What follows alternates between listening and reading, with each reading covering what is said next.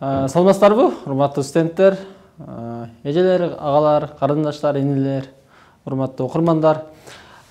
Биз кезектеги сабактардын көлтүр экран аркылуу сиздер менен кайрадан көрүшкөнүбүздөн аябай кубанычтабыз. Ал эми биз сабактарды улантабыз. Буга чейинки өткөн сабактар сиздерге менин оюмча түшүнүктүү болду. Анткени сиз мугалим менен бышыктап атасыз.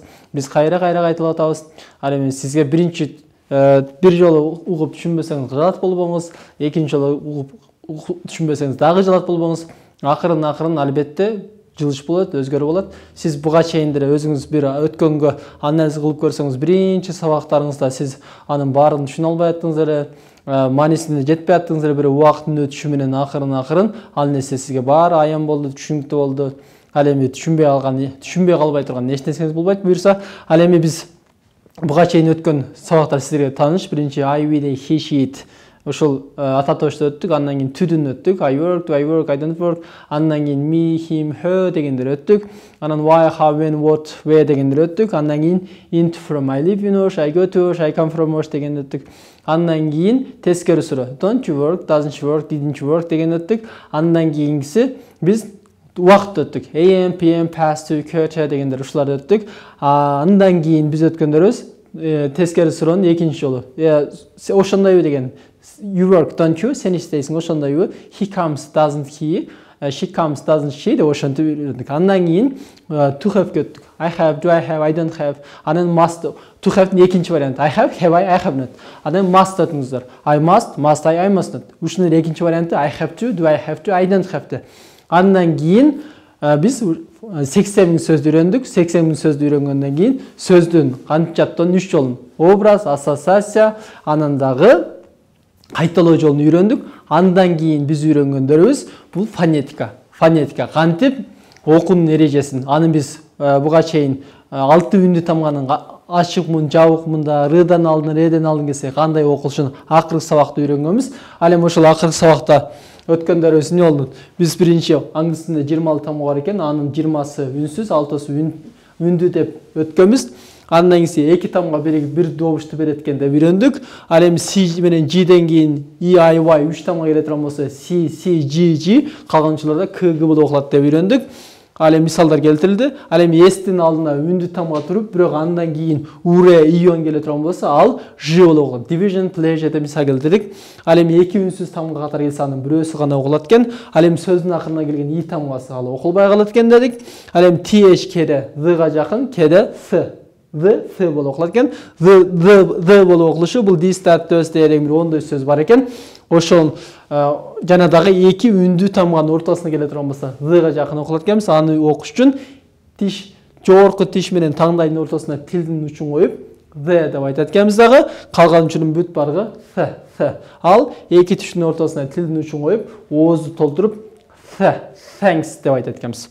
Түшүнүктүү болду да? Андан кийин биз 6 тамганын ачык мында, жабык мында, рдан алдын келсе, реден алдын келсе кандай окулушун үйрөнгөнбүз. Ал эми биз аны ушу фонетиканы улай кетебиз. Мында биз эсиңиздер болсо өткөндө китептин 16 бетиндеги ошол 6 тамганын кандай окулушун үйрөнгөнбүз. Эми кийинки ошол 17 бетте бул англис тилинде транскрипция деген түшүнүк бар да. Транскрипция деген бул кайра жазуу деп которулат. Болгону бул транскрипция деген кандай? Биз кыргыз тилинде кадимки кандай болсо ошондой окуп кете беребиз. Ал эми англис тилинде транскрипциясыз кээ бир сөздөрдүн кандай окулушун билбей калышыбыз мүмкүн. Ал эми ошол нерсе болбой калыш, ошондой маселе жаралбаш үчүн биз транскрипция, мындай айтканда кайра жазуу. Сиз транскрипцияда кандай жазылса, ошондой окуй берсеңиз, ошол туура болот. Эми эгерде ошол транскрипциядан сиз мына жалгыз айды көрө турган болсоңуз, ал И болуп окулат экен. Мисалы үчүн sit, bring. Ал эми ошонун жанына кош точканы көрсөңүз, анда ал созулуп калат экен. Teapot, see деп. Ал эми семиз бочка айды көрсөңүз, анда ал I болуп окулат экен. Fight, like. Ал эми тескери сыны көрсөңүздөр, ал O болуп окулат. Dog, model. Эми ошонун жанына кош точканы көрсөңүз, анда ал созулуп калат. Forget, morning. Ал эми you'ну бул U деп окуйсуздар. Full, кыска у. Эми азыр мына такага окшоп турбайбы? Ошо такага окшоп турганы бул жаңы эреже. Уну ушинтип жаңы эреже боюнча така сыяктуу көрүп калышыңдар мүмкүн. Аны у деп окуйсуздар. Эми ошонун жанына коштошко келе турган болсо, ал созулуп калат экен. Nun foolish деп. Ал эми J менен U катар келе турган болсо, аны сиз U деп окуйсуз. Ал эми бири-бирине тарынган A менен I турат го. Бул Эге жакын. А десеңиз да болот, бирок Эге дагы жакын болот. Map, back, apple, J, back, map, apple. Дагы А деп да окусаңыздар болот. Ал эми A тамгасынын жанына коштош келе турган болсо, ал созулуп калат экен. Cat, car, barber. Ал эми Лга окшоп турган бул А болуп калат. Dusty, cut. Ал эми бул кийинки тамга болуп калат. Мол trousers мисал түрүмүз болуп калыптыр. Tired, болуп калат. Ал эми мол кийинки тамга бул болуп калат. Hurt, turn. Ал эми T менен Ш катар келе турган болсо, ал Ч болуп калат. Catch, choose. Ал эми бул Ш болуп калат. Sheep, brush. Ал эми куйругу бар Н бул ың болуп калат. Bring, song. Ал эми Зга окшоп турган бул Ж болуп калат. Orange, мисал катары. Ал эми D менен Ж катар келе турган болсо, бул Ж болуп калат экен. Germany, change. Түшүнүктүү болду. Демек, булар эмне болдук? Бул транскрипция болду. Сизде мында транскрипциянын тамгаларын, кошумча тамгаларын үйрөндүңүздөр. Ал эми калган тамгалар кадимкидей эле англис тилинде кандай болсо, ошондой эле окулуп кете берет. Ал эми ошодогу эле өзгөчөлүктөр бул жерге киргизилген. Бул транскрипция кандай окулушун, кандай жазылган болсо, ошондой окусаңыз, демек ошол туура болот. Ал эми кийинки эреже. Англис тилинде ошондой 2 же андан ашык 3 үндү тамга биригип, башкача бир добуштарды чыгарат. Эгер сиз I менен I'ды катар көрсөңүз, аны A деп окуй бересиз. Мисалы үчүн 8. O менен I катар келе турган болсо, сиз аны Ой деп окуй бересиз. Мисалы үчүн boil. Одан кийин U катар келе турган болсо, сиз аны Ау деп окуйсуз. Sound, out, count. Ал эми муну өзгөчөлүктөрүн азыр үйрөнөбүз. Ал эми Одан кийин E келе турган болсо, ал О болуп окулуп калат. Boat. Ал эми Одан кийин E келе турган болсо, кеде У болуп калат экен. Демек, boat, coat. Ал эми Айдан кийин I тамгасы келе турган болсо, анда A деп окуйт экенбиз. Мисалы үчүн main, aim, gain. Ал эми Одан кийин W келе турган болсо, аны сиз Ау деп окуйт экенсиз. Brown, down. Түшүнүктүү болду. Ал эми кийинки бетти ача турган болсо, кийинки бетте эгерде A тамгасы менен U тамгасы келе турган болсо, ал О болуп созулуп окулат экен. Демек, coat, toad. Ал эми A тамгасы менен Y катар келе турган болсо, аны сиздер A деп окуйт экенсиздер. Play, say.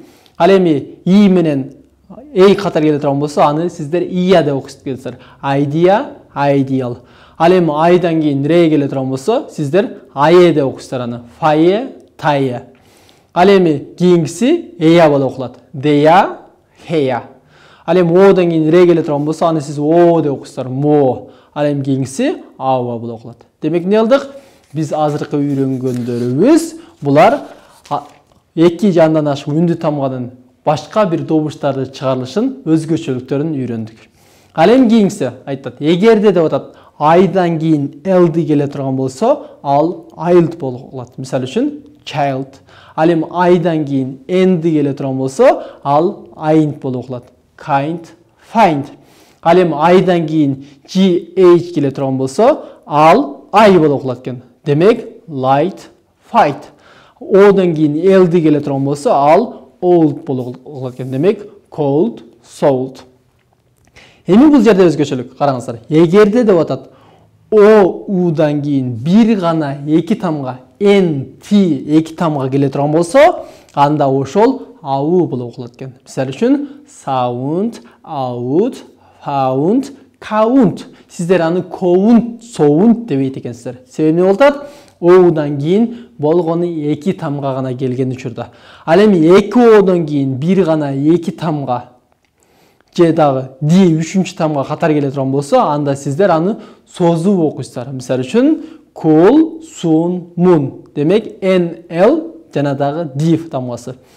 Ал эми 2O'дон кийин бир гана K тамгасы катар келе турган болсо, ал кыска гана ук болуп калат. Демек, book, look. Сиз буну book, look дебейсиз. А жогоруна cool'ду сиз cool, sun, moon деп койбойсуз. Түшүнүп алды? Эми O'дон кийин 4 тамга L, M, N, T, H 4 тамга келе турган болсо, ошол O эмес A болуп окулат. Color, mother, son, mom. Сиз буну son, mom, mother деп окубайсыз. Ал эми A'ден кийин 1L же 2L келе турган болсо, ошол A эмес O болуп окулат. All, fall, call. Көрдүңүзбү? Ал эми A'ден кийин 2 үнсүз тамга келип, сөздүн акыры L менен аяктай турган болсо, анда ал A болуп калат. А же Эге жакына apple, saddle. Apple, saddle десеңиз болот, apple, saddle десеңиз болот. Ал эми A'ден кийин бир үнсүз тамга келип, сөз акыры L менен аяктай турган болсо, ал A болуп калат. Table, sable, ability, able. Түшүнүп алды? Демек, биз жаңы үйрөнгөндөрүбүз транскрипцияны кандай окулушун үйрөндүк. 2 үндү тамга катар келип кандай окулушун үйрөндүк. Андан кийинки кээ бирки тамгалардын өзгөчөлүктөрү. Айдан кийин элди келсе aild болот дедик. Айдан кийин энди келсе ain't болот дедик. Андан кийин light, cold. Ал эми 2 O'дан кийин энти 2 тамга келе турган болсо ау болот деп окулдук. Кээ бирки өзгөчөлүктөрүн үйрөндүк. Ушул нерсени бышыктап кайталаңыз. Жана дагы автоматизмге жеткирип алыңыз буну дагы. Себебі бул аябай маанилүү, аябай керектүү.